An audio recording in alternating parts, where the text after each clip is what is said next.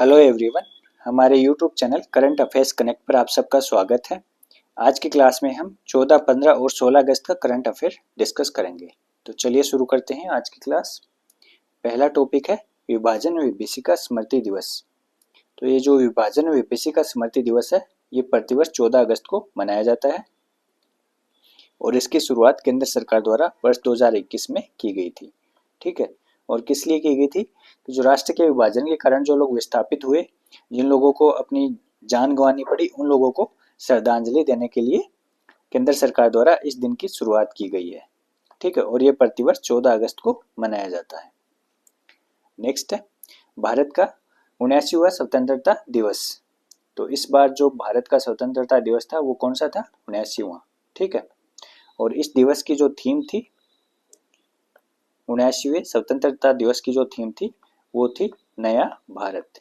ठीक है, तो इसकी थीम थी नया भारत। ये इंपॉर्टेंट है, ये ध्यान में रख लेना कि 79वें स्वतंत्रता दिवस की थीम क्या थी? नया भारत। ठीक है, और ये 15 अगस्त को मनाया गया था और इस अवसर पर प्रधानमंत्री नरेंद्र मोदी द्वारा कई प्रमुख घोषणाएं की गई। तो वो देख लेते हैं। पहली है सेमीकंडक्टर। तो इस वर्ष के अंत तक भारत अपनी पहली मेड इन इंडिया चिप का शुभारंभ करेगा। दूसरा है 2047 तक परमाणु ऊर्जा क्षमता में 10 गुना वृद्धि। कितने गुना? 10 गुना वृद्धि। ठीक है, वर्ष 2047 तक। तीसरा है जीएसटी सुधार, आवश्यक वस्तुओं पर टैक्स कम होंगे और एमएसएमई स्थानीय विक्रेताओं और उपभोक्ताओं को राहत मिलेगी। ठीक है, तो ये जो जीएसटी है, जीएसटी को अभी 8 साल पूरे हो चुके हैं। ठीक है, और अभी प्रधानमंत्री ने कहा है कि हम इसमें आवश्यक जो भी सुधार है वो अभी करेंगे। अभी जो जीएसटी की जो स्लेब है 5%, 12%, 18% और 28%। ठीक है, इन चार को कम करके केवल 2 स्लेब इसमें रखेंगे, 5% और 12%। 5% और 18%, सॉरी 18%, ये 2 स्लेब रखी जाएंगी। ठीक है, तो नेक्स्ट है $10 ट्रिलियन के भारत के लिए सुधार कार्यबल का गठन किया जाएगा और 1 लाख करोड़ रुपए की पीएम विकसित भारत रोजगार योजना प्रारंभ की गई है। ठीक है, 1 लाख करोड़ रुपए की पीएम विकसित भारत रोजगार योजना, जिसके बारे में हम आगे पढ़ेंगे इसी क्लास में। ठीक है, नेक्स्ट है उच्च स्तरीय जनसांख्यिकी मिशन। तो सीमावर्ती क्षेत्रों में घुसपैठ और अवैध प्रवास की राष्ट्रीय सुरक्षा चुनौती से निपटने के लिए एक उच्च स्तरीय जनसांख्यिकी मिशन शुरू करने की घोषणा की गई है। और अगला है ऊर्जा स्वतंत्रता, समुद्र मंथन की शुरुआत। तो राष्ट्रीय डीप वाटर अन्वेषण मिशन की शुरुआत तथा सौर, हाइड्रोजन, जल विद्युत और परमाणु ऊर्जा में बड़े विस्तार की घोषणा की गई है। कौन से मिशन की घोषणा है? राष्ट्रीय डीप वाटर अन्वेषण मिशन की शुरुआत की घोषणा की गई है। ठीक है, और नेक्स्ट है भारत में निर्मित जेट इंजन, एक राष्ट्रीय चुनौती। ठीक है, तो भारत है अभी तक अपना एक खुद का जेट इंजन निर्मित करने की कोशिश कर रहा है, बनाने की कोशिश कर रहा है। कावेरी का नाम आपने सुना होगा, कावेरी जेट इंजन। लेकिन अभी तक भारत को इस कावेरी जेट इंजन को सफलतापूर्वक बनाने में सफल नहीं हुआ है भारत। ठीक है, तो कावेरी जेट इंजन, तो भारत जो भी फाइटर प्लेन और जो भी प्लेन बनाता है तो उसमें जो इंजन है वो बाहर से इंपोर्ट किए जाते हैं। तो भारत अभी तक अपना जेट इंजन बनाने में सफल नहीं हुआ है। जो भारत का जेट इंजन है वो कौन सा है? Kaveri jet engine. इसके लिए कोशिश कर रहा है भारत, लेकिन भारत को सफलता नहीं मिली है। ठीक है, तो इसको एक राष्ट्रीय चुनौती के रूप में लेकर के इस पर काम किया जाएगा। नेक्स्ट है सुदर्शन चक्र मिशन। ये एक प्रमुख रक्षा पहल है जिसका उद्देश्य भारत के सामरिक, नागरिक और धार्मिक स्थलों को दुश्मन के खतरों से बचाना है। ठीक है, तो अभी जो इसमें S-400 वगैरह जो अभी पाकिस्तान के साथ युद्ध में जो काम में ली गई थी। ठीक है, पृथ्वी एयर डिफेंस,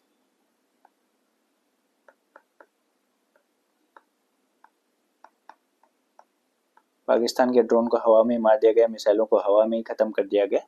ठीक है, आकाश मिसाइल।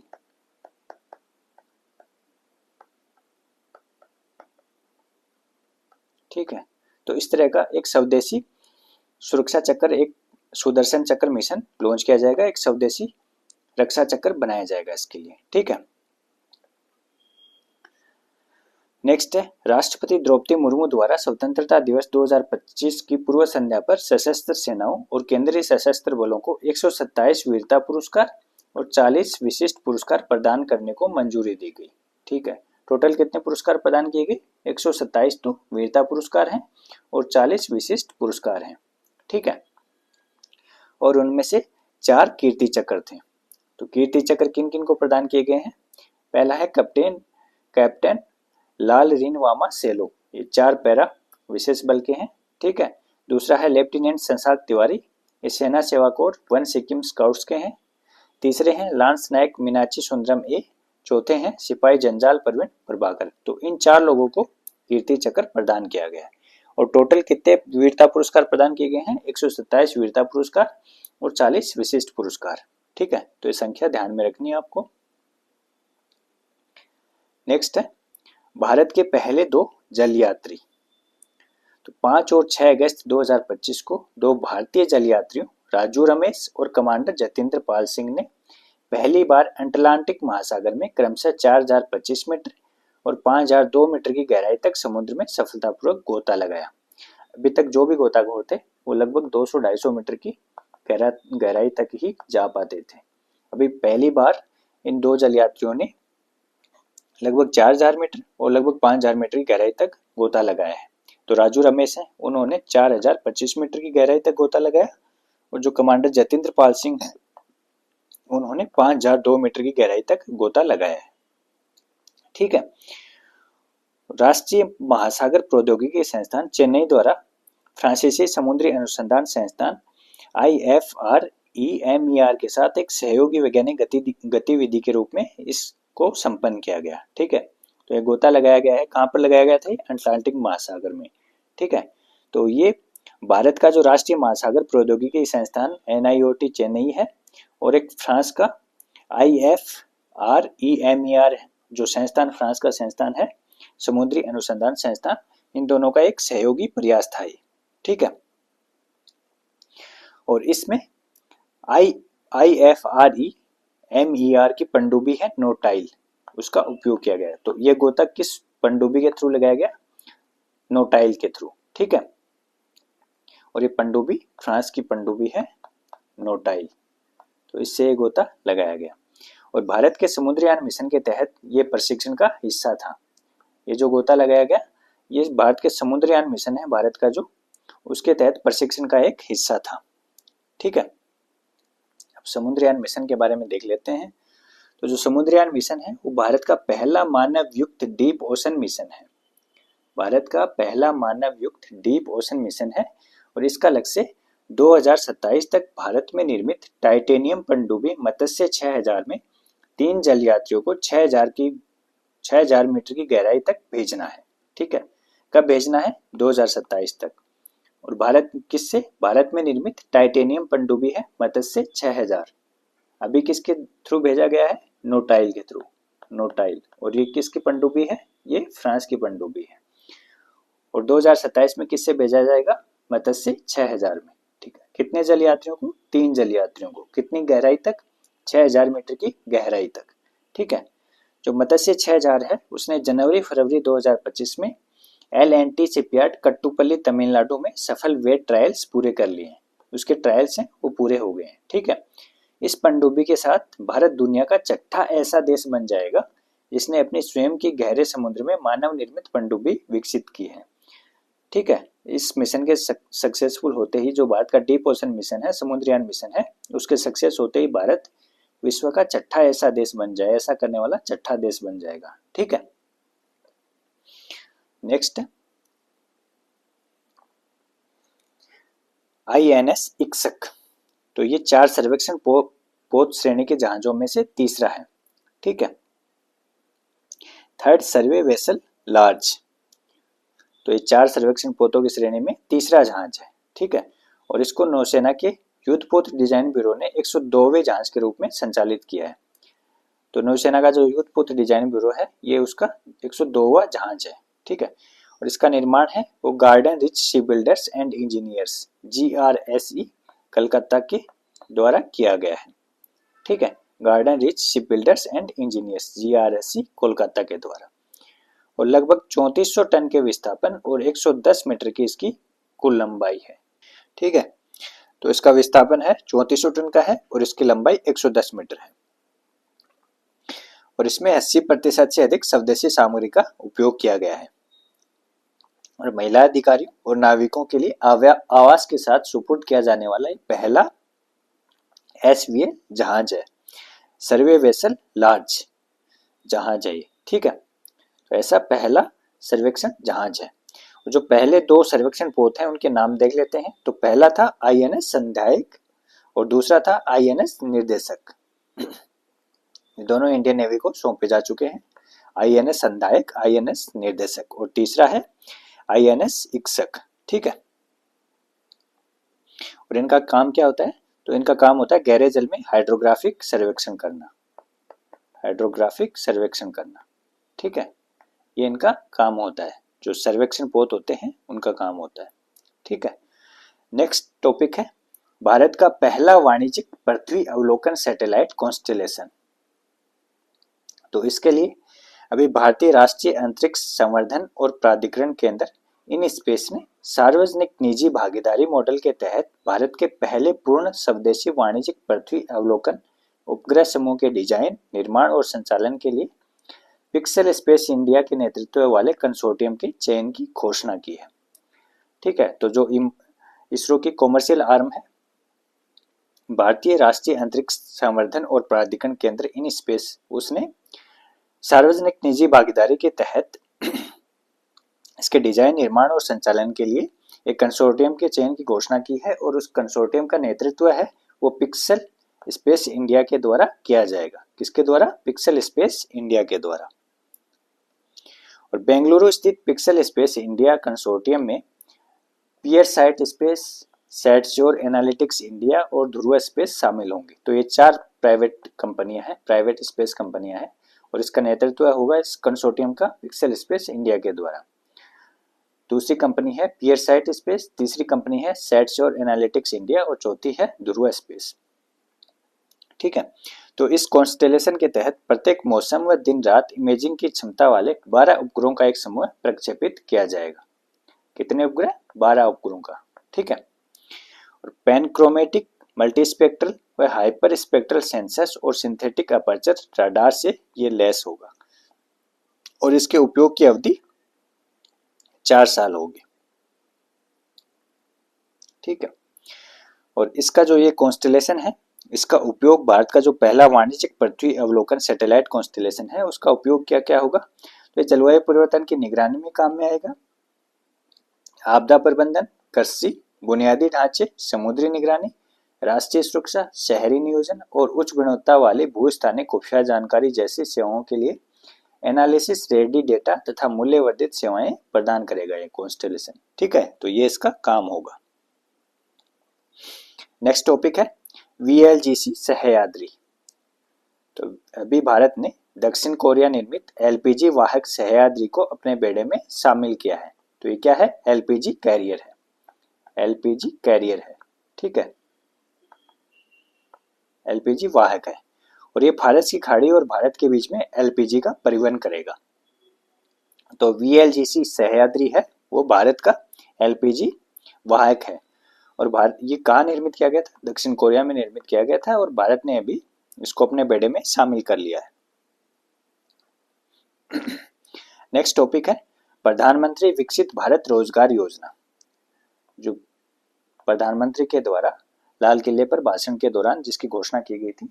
ठीक है, प्रधानमंत्री विकसित भारत रोजगार योजना। तो प्रधानमंत्री नरेंद्र मोदी द्वारा 79वें स्वतंत्रता दिवस पर नई दिल्ली स्थित लाल किले के प्राचीर से इसकी घोषणा की गई थी। ठीक है,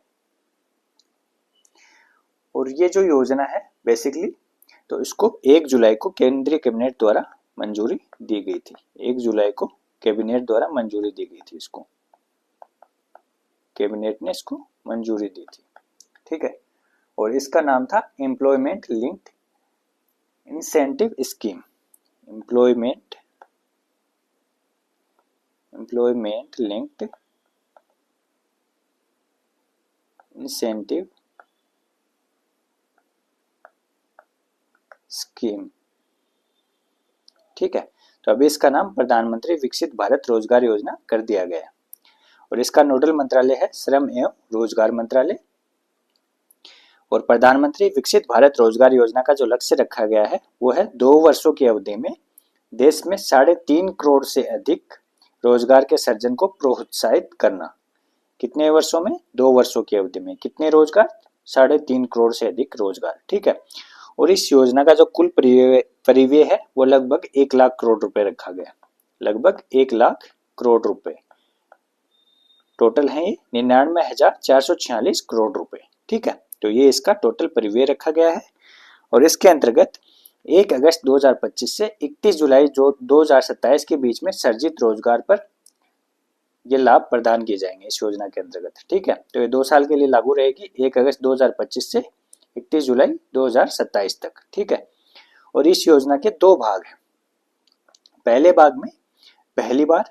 भाग में जो एम्प्लॉई है उनके लिए है।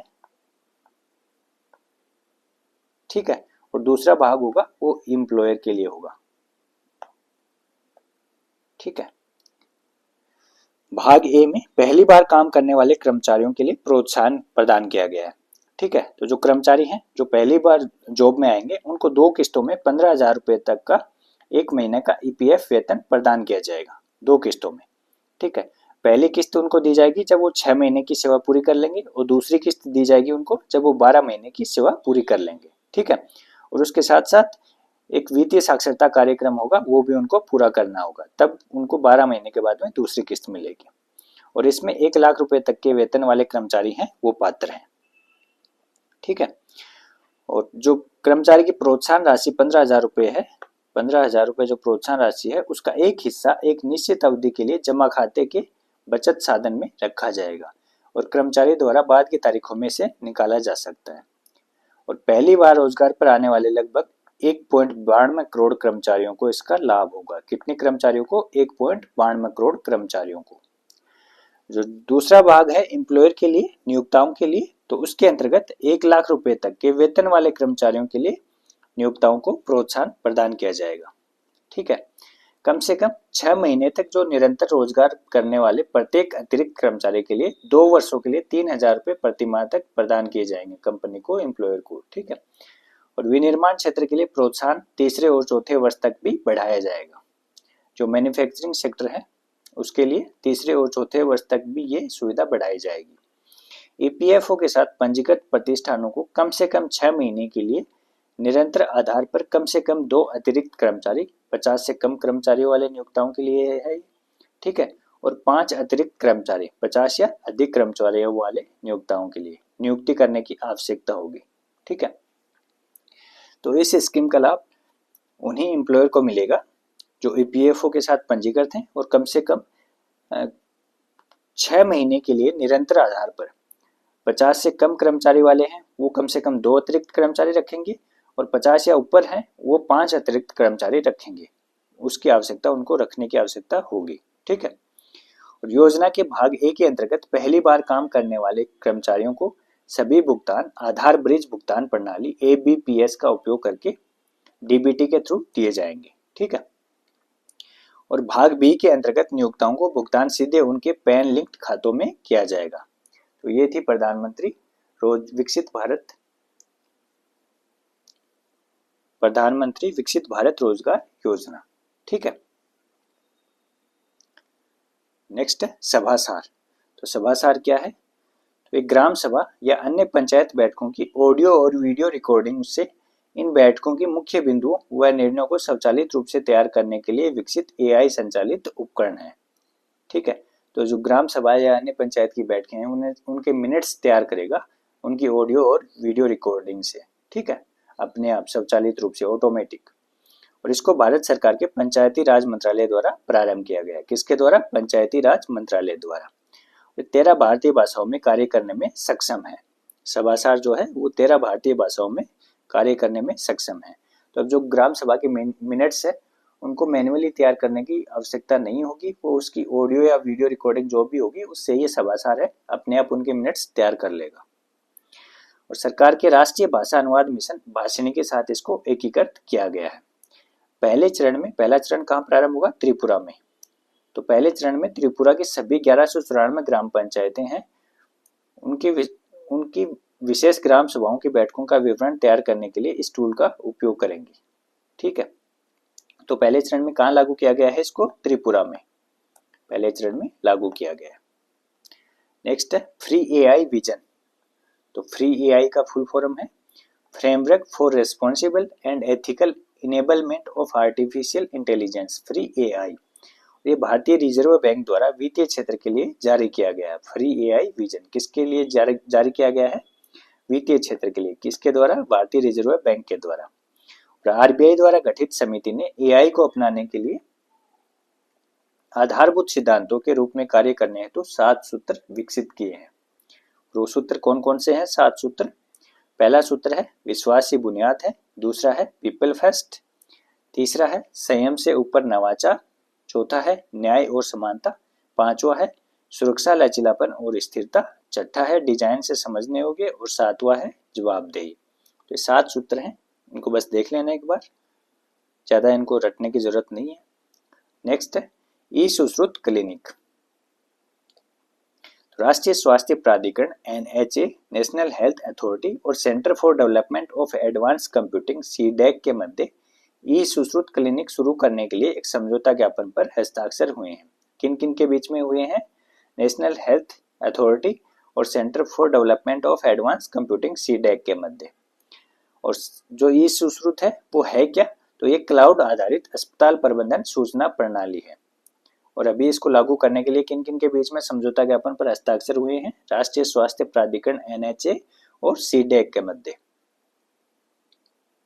नेक्स्ट टॉपिक है मापिकी 2025। तो इसका आयोजन है वो 11 और 12 अगस्त को नई दिल्ली में किया गया। कहाँ किया गया? नई दिल्ली में। कब से कब तक? 11 से 12 अगस्त तक। और इसका आयोजक है वो CSIR राष्ट्रीय भौतिक प्रयोगशाला नई दिल्ली है। CSIR की जो central scientific and industrial research council for scientific and industrial research, उसकी राष्ट्रीय भौतिक प्रयोगशाला है नई दिल्ली में, उसके द्वारा इसका आयोजन किया गया है। और इसकी थीम थी सभी समय के लिए माप, सभी लोगों के लिए मापन। तो मापिकी 2025 की थीम क्या थी? इम्पोर्टेंट है, ध्यान में रख लेना। सभी समय के लिए माप और सभी लोगों के लिए मापन, ये इसकी मापिकी 2025 की थीम थी। नेक्स्ट टॉपिक है स्लिनेक्स 2025। तो स्लिनेक्स 2025 है वो श्रीलंका भारत नौसेना का एक द्विपक्षीय युद्धाभ्यास है और इसका ये 12वां संस्करण है। किस किस का है? श्रीलंका भारत का। स्लिनेक्स श्रीलंका भारत का द्विपक्षीय युद्धाभ्यास है नौसेना का। ठीक है, और इसका ये 12वां संस्करण है और इसका आयोजन 14 से 18 अगस्त तक श्रीलंका के कोलंबो में किया जाएगा। कहाँ पर किया जाएगा? किया गया कोलंबो में 14 से 18 अगस्त तक। ठीक है, और भारतीय नौसेना के जहाज INS राणा जो एक गाइडेड मिसाइल डिस्ट्रॉयर है, निर्देशित मिसाइल विध्वंसक है, और INS ज्योति जो एक फ्लीट टैंकर है, इनकी द्वारा भागीदारी इसमें की गई। किस किसके द्वारा? INS राणा के द्वारा और INS ज्योति के द्वारा। कहाँ आयोजित किया गया? कोलंबो में। ठीक है, ये इसका 12वां संस्करण है और ये भारत श्रीलंका का एक नौसेना अभ्यास है। नेक्स्ट टॉपिक है global outlook council on water investments. दक्षिण अफ्रीका द्वारा G20 प्रेसिडेंशियल लेगेसी इनिशिएटिव के रूप में इसको लॉन्च किया गया। किसके द्वारा लॉन्च किया गया है? दक्षिण अफ्रीका के द्वारा। और ग्लोबल वाटर पार्टनरशिप के ग्लोबल ट्रांसफॉर्मेशन एजेंडा का एक प्रमुख स्तंभ है global outlook council on water investment. ये एक बहुहितधारक कार्रवाई नेटवर्क और अंतर सरकारी संगठन है और जल संसाधनों के न्याय संगत, संधारणीय और कुशल प्रबंधन के लिए कार्य करता है। और जो ग्लोबल वाटर पार्टनरशिप है उसके ट्रांसफॉर्मेशन एजेंडे का लक्ष्य क्या है? 2030 तक जल सुरक्षा के लिए $15 बिलियन जुटाना। तो इसको दक्षिण अफ्रीका के द्वारा लॉन्च किया गया है global outlook council on water investment. Next topic है पहला खेलो इंडिया वाटर स्पोर्ट्स फेस्टिवल। तो पहला खेलो इंडिया वाटर स्पोर्ट्स फेस्टिवल है, उसका आयोजन 21 से 23 अगस्त तक श्रीलंका की डल झील में किया जा रहा है। कहाँ किया जा रहा है? श्रीनगर की डल झील में। कब से कब तक? 21 से 23 अगस्त तक। और अभी इसके शुभंकर का अनावरण किया गया। तो इसका शुभंकर क्या है? Himalayan Kingfisher. ये इसका शुभंकर है, हिमालयन किंगफिशर। ठीक है। और इसका जो आयोजन है वो केंद्रीय युवा कार्य एवं खेल मंत्रालय और भारतीय खेल प्राधिकरण के सहयोग से जम्मू और कश्मीर खेल परिषद द्वारा किया जाएगा। तो पहला खेलो इंडिया वाटर स्पोर्ट्स फेस्टिवल है वो कहाँ आयोजित किया जाएगा? श्रीनगर की डल झील में। शुभंकर क्या है इसका? Himalayan Kingfisher. कब से कब तक आयोजित किया जाएगा? 21 से 23 अगस्त तक। ठीक है। और इसमें टोटल 6 स्पर्धाएं होंगी, उनमें से 3 पदक स्पर्धा हैं और 3 प्रदर्शन स्पर्धा हैं। तो जो पदक स्पर्धा है वो है रोइंग, कैनोइंग और कयाकिंग। और जो प्रदर्शन स्पर्धा है वो है वाटर स्कीइंग, शिकारा रेस और ड्रैगन बोट रेस। ठीक है। और ये इसका स्लोगन है, डल लेक की शान, खेल से बड़े पहचान। तो इसका स्लोगन है डल लेक की शान, खेल से बड़े पहचान। नेक्स्ट टॉपिक है quant box Chennai grand master 2025। तो इसका आयोजन चेन्नई में किया गया अभी, quant box Chennai grand masters का। और इसमें जो जर्मन ग्रैंड मास्टर है विसेंट कीमर, उन्होंने खिताब जीता है। ठीक है, मास्टर वर्ग का खिताब जीता है German grand master Vincent Keymer ने। और प्रतियोगिता के इतिहास में पहले एकमात्र चैंपियन है। ठीक है। और भारत के जो अर्जुन एरिगेसी हैं वो मास्टर वर्ग में तीसरे स्थान पर रहे, जबकि परनेश एम ने चैलेंजर्स का खिताब जीता है। तो चैलेंजर्स का खिताब जीता है भारत के परनेश एम ने। और भारत के जो अर्जुन एरिगेसी हैं वो मास्टर वर्ग में तीसरे स्थान पर रहे और मास्टर वर्ग का खिताब जीता है German grand master Vincent Keymer ने। अभी ये कुछ वन लाइनर है तो ये भी देख लेते हैं। भारतीय नौसेना ने चंडीगढ़ स्थित भारतीय वायुसेना के बेस रिपेयर डिपो में खेले गए फाइनल मैच में भारतीय वायुसेना को 2-1 से हरा करके सशस्त्र सेना अंतर सेवा स्क्वैश चैंपियनशिप 2025-26 जीती है। तो सशस्त्र सेना अंतर सेवा स्क्वैश चैंपियनशिप 2025-26 है वो किसने जीती है? तो ये भारतीय नौसेना ने जीती है। किसको हरा करके? भारतीय वायुसेना को। नेक्स्ट है, हरियाणा की युवा मुक्केबाजी टीम ने ग्रेटर नोएडा में सब जूनियर अंडर 15 बालक एवं बालिका राष्ट्रीय चैंपियनशिप में शानदार प्रदर्शन करते हुए दोनों वर्गों में ओवरऑल टीम का खिताब जीता है। तो हरियाणा ने जीता है किसमें? सब जूनियर अंडर 15 बालक एवं बालिका राष्ट्रीय चैंपियनशिप ने। बालक और बालिका दोनों वर्गों का जो ओवरऑल टीम का खिताब है वो हरियाणा ने जीता है। नेक्स्ट है, रोडाली बरुआ ने ऑस्ट्रेलिया ओपन ताइक्वांडो चैंपियनशिप में महिलाओं के +73 किग्रा वर्ग में कांस्य पदक जीता है। किसने जीता है? रोडाली बरुआ ने। किसने? ऑस्ट्रेलिया ओपन ताइक्वांडो चैंपियनशिप में महिलाओं की +73 किग्रा वर्ग में कौन सा पदक? कांस्य पदक जीता है। और जो रोहित कृष्णा है वो भारत के 89वें ग्रैंड मास्टर बने हैं। रोहित कृष्णा 89वें ग्रैंड मास्टर कौन है भारत के? रोहित कृष्णा। 88वें कौन है? तो 88वें है दिव्या देशमुख। ये फिडे महिला विश्व कप विजेता है। फिडे महिला विश्व कप विजेता है। ठीक है, इन्होंने भारत की कोनेरू हम्पी को हरा करके ये खिताब जीता था। कोनेरू हम्पी को हराकर ये खिताब जीता था। ठीक है। और जो 87वें ग्रैंड मास्टर हैं वो हरिकृष्णन एरा है। हरिकृष्णन एरा ये 87वें ग्रैंड मास्टर है।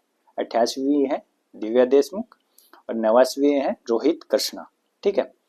नेक्स्ट है, ऑनलाइन प्लेटफॉर्म रुक टुक ने इंडियन चेस लीग शुरू करने के लिए स्टेट्स फाउंडेशन के साथ साझेदारी की है।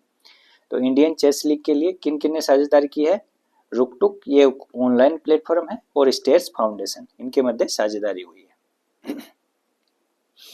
नेक्स्ट है, global rating agency standard and poor's global ratings द्वारा भारत की जो दीर्घकालिक सॉवरेन क्रेडिट रेटिंग है उसको BBB- से बढ़ा करके BBB कर दिया गया है।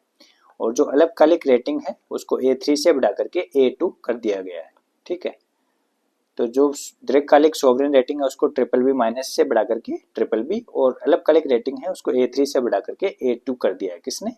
स्टैंडर्ड एंड पुअर्स ने। ठीक है। नेक्स्ट है, भारत ने सौर पीवी मॉड्यूल के लिए स्वीकृत मॉडल और निर्माताओं की सूची में शामिल 100 गीगावाट सौर पीवी मॉड्यूल निर्माण क्षमता की उपलब्धि हासिल कर ली है। और 2013 में केवल 2.30 गीगावाट थी, अभी 100 गीगावाट सौर पीवी मॉड्यूल निर्माण क्षमता भारत की हो गई है। अगला है युवा कार्य और खेल मंत्रालय के तहत युवा मामले विभाग के माई भारत तथा school of ultimate leadership foundation Seoul के मध्य एक समझौता ज्ञापन पर हस्ताक्षर हुए। किन किन के मध्य?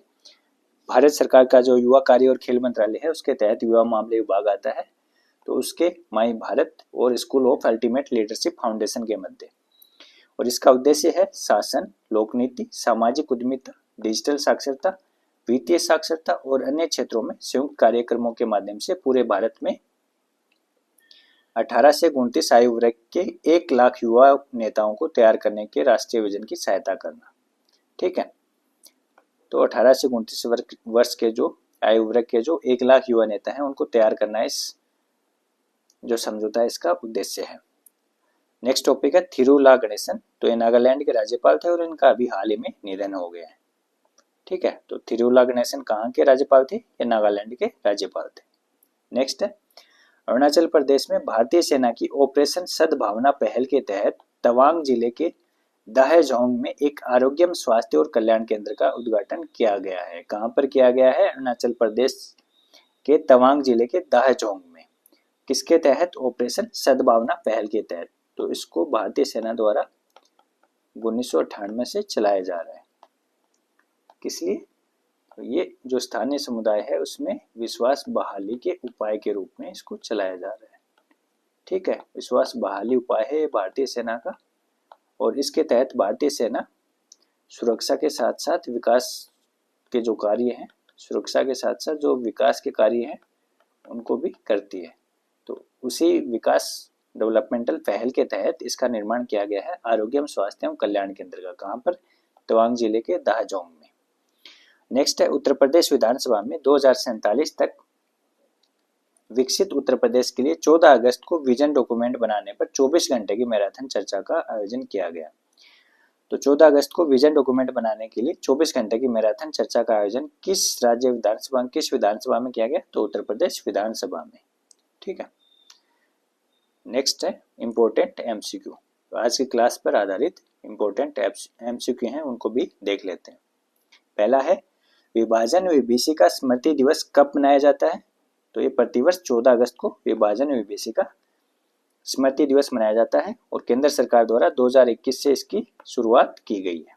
ठीक है, नेक्स्ट है 5 और 6 अगस्त 2025 को 2 भारतीय जल यात्रियों राजू रमेश और कमांडर जतेंद्र पाल सिंह ने पहली बार अटलांटिक महासागर में क्रमशः 4025 मीटर और 5002 मीटर की गहराई तक समुद्र में सफलतापूर्वक गोता लगाया। ये गोता लगाने के लिए किस पनडुब्बी का उपयोग किया गया था? तो इसके लिए किया गया था नोटाइल का। ये फ्रांस की पनडुब्बी है नोटाइल। ठीक है, तो भारत और फ्रांस का एक जॉइंट अभियान था और इसमें फ्रांस की पनडुब्बी नोटाइल का उपयोग किया गया था। मत्स्य 6000 है। ठीक है, तो भारत के जो डीप ओशन मिशन है, समुद्रयान मिशन है, उसके तहत विकसित की जा रही है और 2027 तक इसको लॉन्च किया जाएगा। इसमें 3 यात्रियों को समुद्र में 6000 मीटर की गहराई तक भेजा जाएगा मत्स्य 6000 में। और अभी जो जिस पनडुब्बी का उपयोग किया गया था तो फ्रांस की थी नोटाइल। नेक्स्ट, भारत का पहला वाणिज्यिक पृथ्वी अवलोकन सैटेलाइट कॉन्स्टेलेशन स्थापित करने के लिए चुने गए कंसोर्टियम का नेतृत्व किसके द्वारा किया जाएगा? तो इसके लिए 4 निजी कंपनियों का एक कंसोर्टियम चुना गया है और उसका नेतृत्व किया जाएगा pixel space India limited India के द्वारा। ये बेंगलुरु की एक कंपनी है। ठीक है, और उसमें जो अन्य 3 कंपनियां हैं वो पियर साइट स्पेस, सेटश्योर एनालिटिक्स इंडिया और ध्रुव स्पेस हैं और नेतृत्व किया जाएगा इसका पिक्सल स्पेस इंडिया के द्वारा। ठीक है, अगला है प्रधानमंत्री नरेंद्र मोदी द्वारा 79वें स्वतंत्रता दिवस पर घोषित की गई प्रधानमंत्री विकसित भारत रोजगार योजना से संबंधित निम्नलिखित कथनों पर विचार करें। तो 3 स्टेटमेंट दिए गए हैं। पहला है इस योजना का संचालन भारत सरकार के श्रम एवं रोजगार मंत्रालय द्वारा किया जाएगा, तो ये सही है। दूसरा है योजना का लक्ष्य है वो 2 वर्षों की अवधि में 3.5 करोड़ से अधिक रोजगार को प्रोत्साहित करना है, तो ये भी सही है। और तीसरा है ये योजना 1 अगस्त 2025 से 31 जुलाई 2027 के बीच सृजित रोजगार पर लागू होगी, तो 2 साल की अवधि तक ये लागू रहेगी, ये भी सही है। तो उपरोक्त में से कितने कथन सही हैं? तो सभी तीनों सही है। ठीक है। और अंतिम क्वेश्चन है, हाल ही में भारत सरकार के पंचायती राज मंत्रालय द्वारा ग्राम सभा की बैठकों की मुख्य बिंदुओं व निर्णयों को स्वचालित रूप से तैयार करने के लिए एक AI संचालित उपकरण का विकास किया गया है। इस उपकरण का नाम क्या है?